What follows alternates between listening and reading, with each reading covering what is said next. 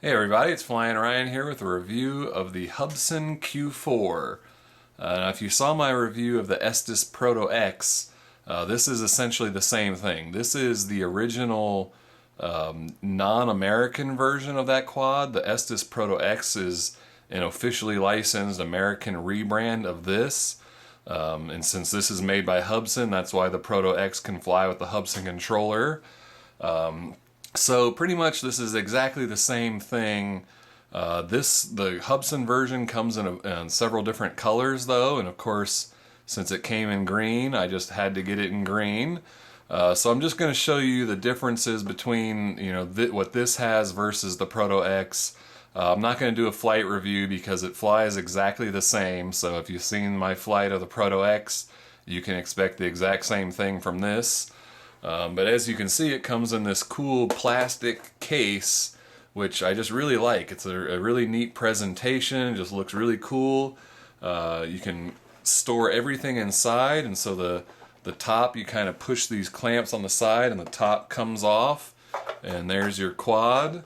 It kind of snaps into these little holders here, which I actually had a little bit of a tricky time getting it out of there.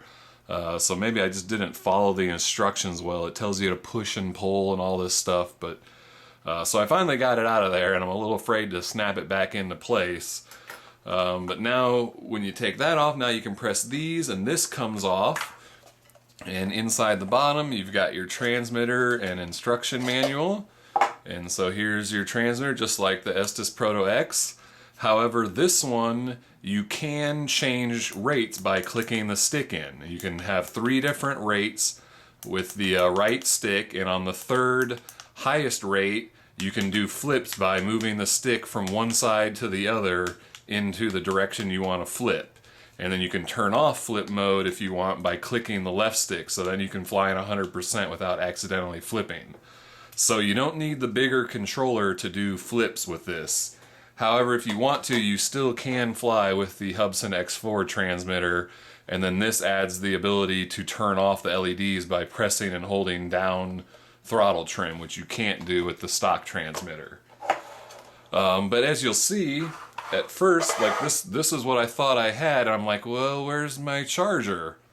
Well, in the bottom of this part now, there's a little clip here that you can push and take that off, and there's your charger and your spare props.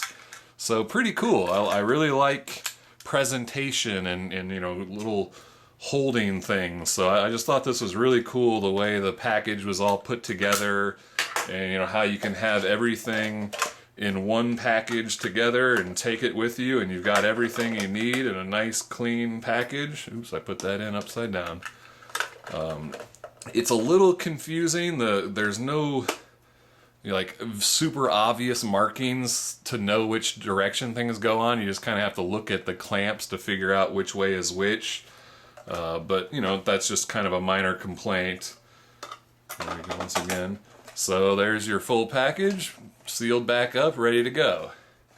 And then one other thing I wanted to show is I've got the this XYZ Proto X or Q4 bumper in green, which just looks great with the green Hubsan Q4 as well. So I really like that. I'm kind of obsessed with green.